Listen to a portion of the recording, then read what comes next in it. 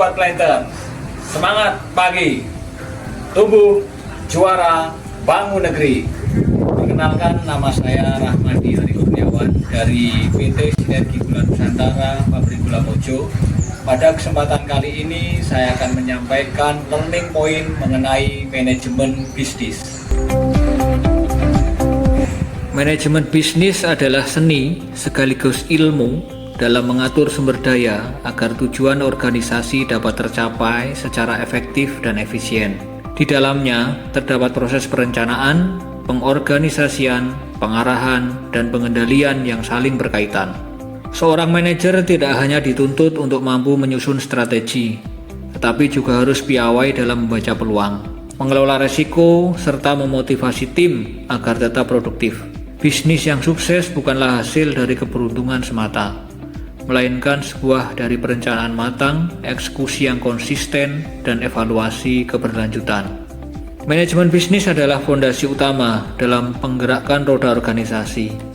Ia bukan sekedar kumpulan teori, melainkan praktek nyata yang menentukan apakah sebuah perusahaan mampu bertahan dan berkembang. Setiap bisnis menghadapi tantangan bagaimana mengelola sumber daya secara efektif dan efisien. Sumber daya itu bisa berupa manusia, modal, teknologi, maupun informasi. Manajemen bisnis mencakup pengelolaan operasional, strategi pemasaran, SDM, dan keuangan agar bisnis beroperasi dengan baik, kompetitif, dan meraih keuntungan. Proses manajemen bisnis dimulai dari perencanaan. Perencanaan adalah peta jalan yang menuntun organisasi menuju tujuan. Tanpa peta, perjalanan bisa tersesat. Setelah perencanaan, masuklah tahap pengorganisasian. Disinilah struktur dibangun, peran ditentukan, dan tanggung jawab dibagi. Organisasi yang sehat adalah organisasi yang setiap individunya tahu apa yang harus dilakukan dan bagaimana kontribusinya terhadap tujuan bersama. Tahap berikutnya adalah pengarahan. Seorang pemimpin tidak hanya memberi instruksi, tetapi juga menginspirasi. Ia harus mampu menyalakan semangat tim, membangun komunikasi yang jelas, dan menciptakan budaya kerja yang positif. Pengarahan yang baik membuat setiap orang merasa terlibat, bukan sekedar bekerja demi gaji, melainkan demi visi yang besar. Terakhir adalah pengendalian. Pengendalian bukan berarti membatasi kreativitas, melainkan memastikan bahwa semua berjalan sesuai rencana. Evaluasi, laporan, dan analisis menjadi alat untuk melihat apakah strategi yang dijalankan sudah tepat atau perlu disesuaikan. Dalam dunia bisnis yang dinamis, pengendalian adalah kompas yang menjaga arah tetap benar.